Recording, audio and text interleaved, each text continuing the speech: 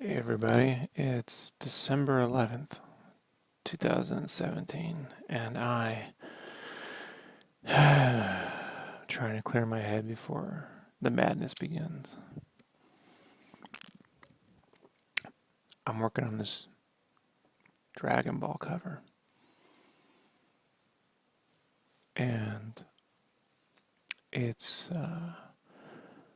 30, over 30 different individual characters drawn as plushies, two regular full-size characters, a dragon, and over 20, if not 30 different video game elements, controllers, systems, individual games, box art, and and it's taken a large chunk of my brain to get it to the point where I can start drawing it.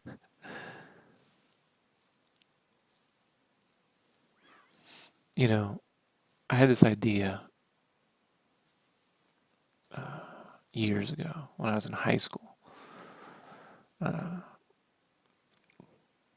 we had to draw still life, right? Still life, that's where you generally put up a box of fruit, like a bowl of fruit or, flowers and stuff. And you look at it and you draw it. Some people grit it out and recreate. And that stuff just always bored the shit out of me. I just didn't care about drawing fruit. So what I would do was I would set up game boxes and controllers and toys, and I would redraw them. It would drive my art teacher crazy, but this is 1992, 1993, 1994, and 1995, 1996. So it would just drive my art teacher nuts, but I just didn't care. And I'd have friends. I didn't own much, but I had friends who, I had one friend who owned like every game, right? And toy, and you go into his room, and it was just like the collections you see people have now. Like he had that before it was a thing, and that part of gaming, seeing all the games stocked up, seeing all the toys put on the shelves meticulously, would interest me. I could look at everything. I loved going to the video game stores in the mall, like Software Etc. and Toys R Us, and even KB, and even the video stores like Blockbuster Video, like just the way all the different videos and the case arts were lined up on the shelves always interested me. And so years later, when I got for my first job at Play Magazine, I vowed I would start to work that into the cover art and stuff. Dave wanted, the owner of Play would want me to draw different characters. Like he'd come with these layouts. It was like whatever games they were kind of reviewing. He'd want a mashup of like Jet Moto and Jet Set Radio, and then Halo, and then Mario, like all in the same piece. And so I don't know. I tried it a couple times, and I'm like, I don't get why all these characters are together, and I don't care. So I started to draw video game elements, and when I couldn't work in a game element, an extra character full size, I would draw that character as a toy, or I'd make up bags, and draw like backpacks and the designs of Mario. So if I wanted Mario and the princess, rather than draw Mario, I'd draw the princess with the Mario backpack or Mario handbag and like a Bowser backpack. And I gotta tell you, I used to just get phone calls like, "What are you doing? Why has she got a Bowser backpack? Like, I don't understand it. Just draw Bowser." And I wouldn't. So you fast forward to when I started to develop Game Cave. I was like, I want these girls to, I'm going to do this layout where I have these girls who are reviewing games in another dimension. And so they're making all these tribute merchandise on their own, like toys, and they're posing with them. So I came up with this layout where Bombcat, who's one of the girls who writes about games and stuff, she'd be in the center of a piece, and then circular around her I would stack all these different plushies. First one I did was for Smash Brothers, and so I'd have all the Smash Brother characters as little plushie dolls. But it gave me a chance too to kind of work on some character design. I initially tried to turn them all into beanbag-like heads, and then after 2 or 3 of those layouts, I started to get more creative with the design. Like the beanbag head didn't work for like characters like Goro or Blanca, and then I started working more characters into accessories like handbags and lunchboxes, but like lunchboxes designed like the Nintendo 64 with zippers and stuff. Which fast forward me to this Star Wars piece I did 2 years ago when The Force Awakens came out for Retro Magazine. It took me 100 hours. The magazine is square, and so I put Leia in the center, and around her I put all the arcade games for Star Wars, all the Atari games, all the figures, all the Nintendo 64, all the Super Nintendo, all the Nintendo, any game I could get, I just shoved in there. And there wasn't enough room. I don't like putting the games behind the characters because it competes with the character's silhouette. I want them underneath, leading up to the character. So I turned in the cover, and then I had to go back and add 3 inches of space on the bottom so I could add more stuff and make it an 11x17 print. That fucking thing. That was the first time I crossed 1,000 likes on an image on Instagram, which, is not a big deal for a lot of artists. A lot of artists out there just post up chicken scratch and they get 7,000 likes. But it's SketchCraft land. We fight for every like. But it was nice. It was nice to see that was received well. But it took a chunk out of me. And then a year later, this French gaming magazine saw that piece and said, "Hey, would you like to do this Grand Theft Auto cover with like all those games and stuff?" And I was like, I don't want to do that. I don't want to go through that hell again.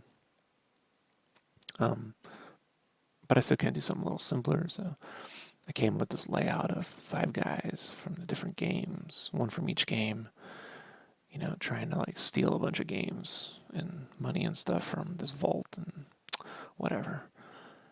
And they were nice, but it wasn't what they were looking for. And I could tell. I was less concerned with that, as I thought I did an okay job. I hated the coloring though. Even on the Star Wars piece, coloring all this stuff was a fucking chore. And it's because I was drawing all my shadows by hand. Like drawing every little curve, every little shadow, like in a mask by hand. And that is not the way to work, folks. Digitally, it's not good. So it took me forever to color the Star Wars piece. A year later, when I did this Grand Theft Auto piece, it took me forever, and it didn't look good. They looked oily. I don't have a good explanation for it. They looked oily, greasy. I don't know how to describe it. But I turned the work in, and they said, "Hey, thanks. We appreciate it." They were being nice. I turned it in on Christmas Eve. And then I went to sleep, and I got up and made Christmas dinner and watched a bunch of Christmas movies with my wife, and I made some mulled wine, and I was fairly drunk on mulled wine. If you don't know what mulled wine is, basically you get yourself a crock pot, and you take a bottle of Merlot, or red wine. I use Merlot. And then I use about a fourth or a half cup of brown sugar. I can't remember. I think it's a fourth cup per bottle, packed. Could be a half cup of brown sugar. And then you get these things called mulling spices. And the mulling spices are super expensive, but you don't need much, like a tablespoon. And a tablespoon of mulling spices, and you put it in some cheesecloth, wrap them up, and you drop them in the mulled wine, which you got to stir up the brown sugar. You put the mulled spices in there, and then you layer in. You want to squeeze in, actually. I squeeze in 4 oranges. No, I squeeze in 2 oranges, and then the third orange I slice up and layer it, and then I put a layer of red apple. Give it one good stir, and you simmer it on low on a crock pot for 2 hours, and it tastes like Christmas. It tastes like Christmas. In Germany, they call it a Glühwein. That's when I first had it, when I was living in Germany, when I was in the army. So I was pretty drunk on that. And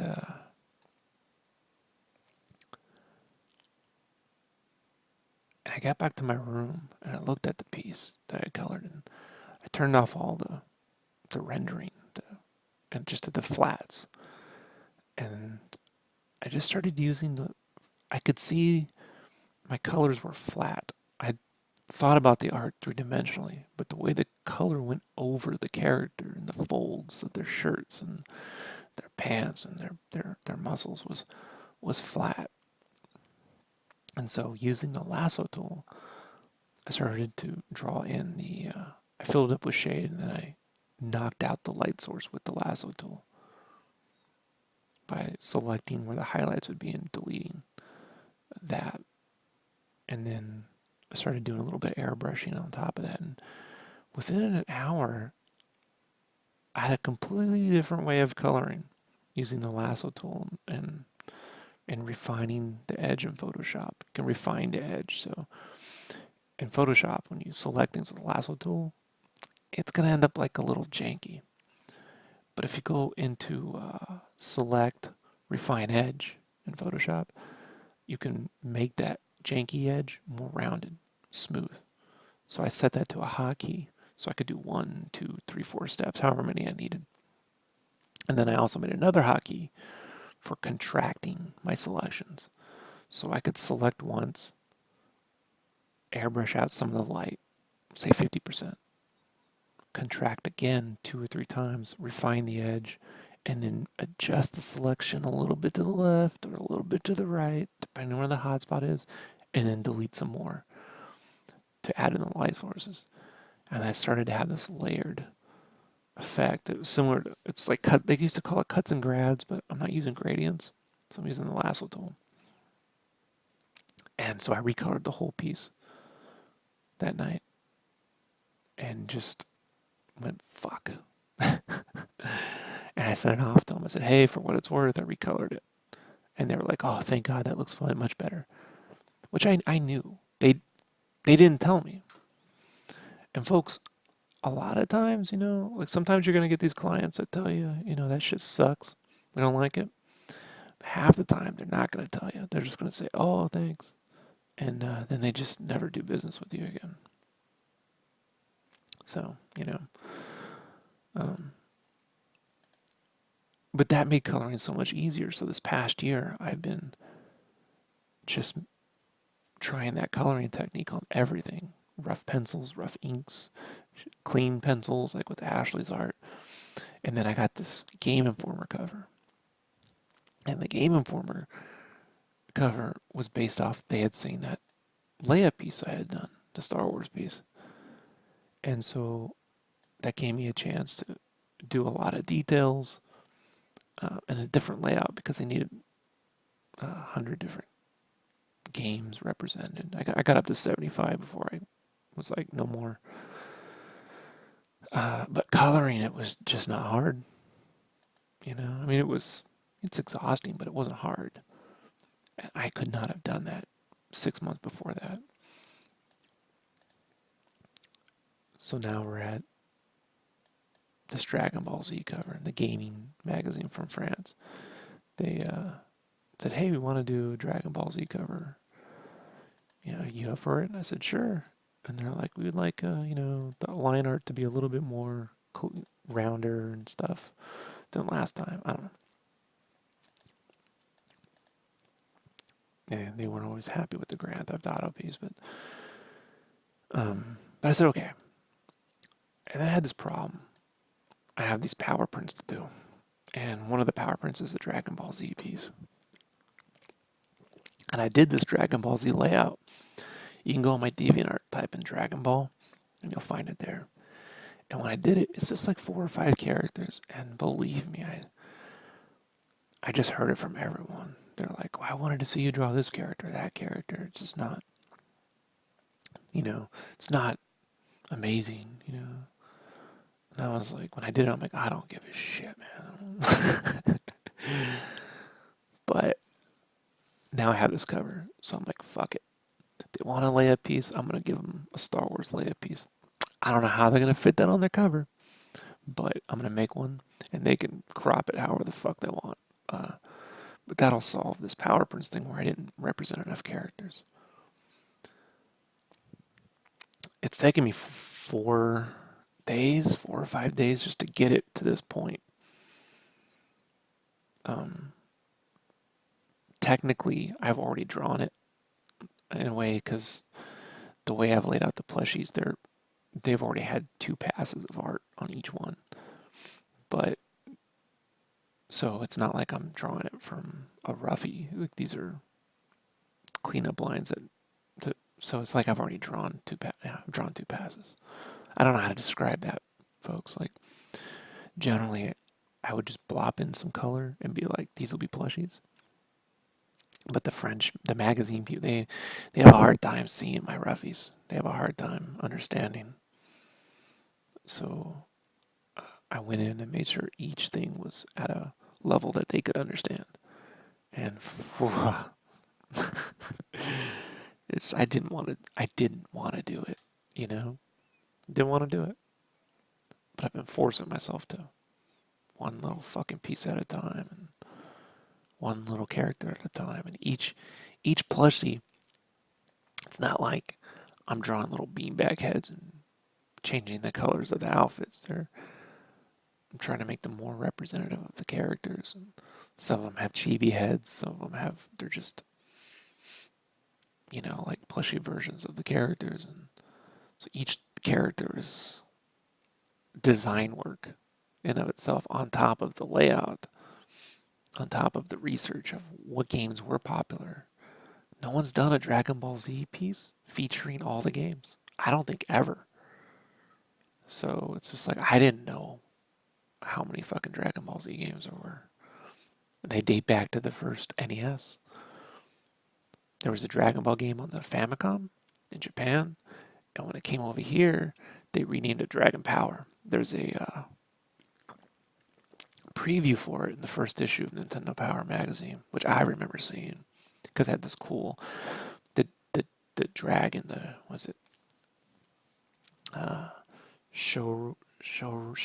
Shoryuren, the big green dragon. It was drawn in this preview in the first issue of Nintendo Power, and it said Dragon Power. I was like, oh, that looks cool, that dragon. That was Dragon Ball. I never knew. But so the drawing of this, I'm just gearing up to do here in a few minutes, and I'm gonna have to keep my head down and my pencil's busy. But the upside is I know coloring it's just not gonna be as hard as it was the last time I did this. And I can work in bounce lights, and I can work in, oh god, it's just a lot of work. It's gonna be 2 days of nonstop drawing. And then I need a day to set up the flats. And then I need a full day to color with a day to edit. And that puts me right at my deadline. So, yeah.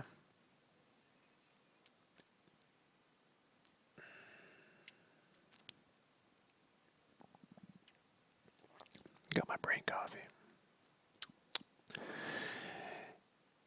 It's December 11th, 2017. And it is time to get to work. Let's do it.